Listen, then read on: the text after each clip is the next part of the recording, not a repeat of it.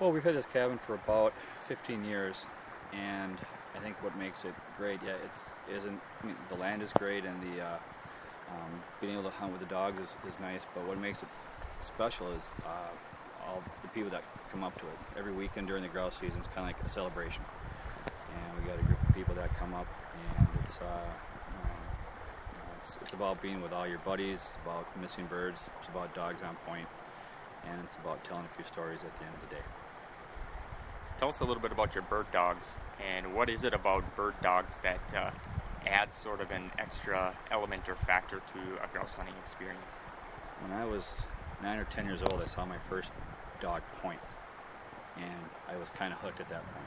I grew up with an Irish setter that would find birds but did not point at all, and then I saw an English setter at a sportsman's store, or at a sportsman's show, and I think I looked at my dad and said, "Why don't we have one of those?"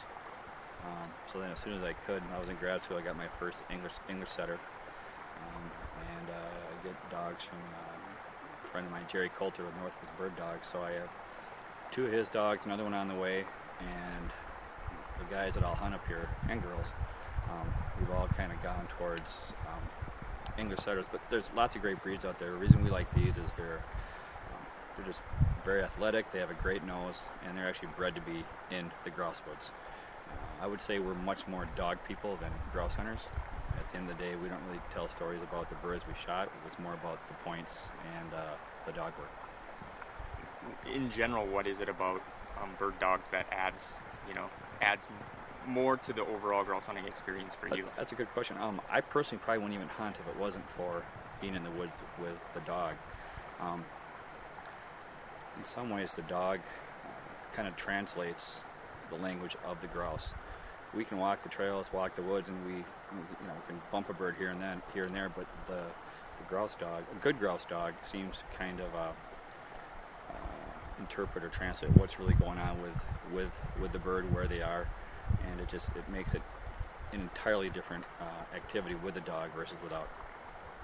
What is it about ruffed grouse and ruffed grouse hunting that makes it a special sport for you? Well, I'd love to be behind the dog anytime, but the thing about ruffed grouse is that they're a completely wild bird. You can't raise them in captivity, you can't go to a grouse farm. They're really, really sporting, difficult to bag, and they're completely unpredictable.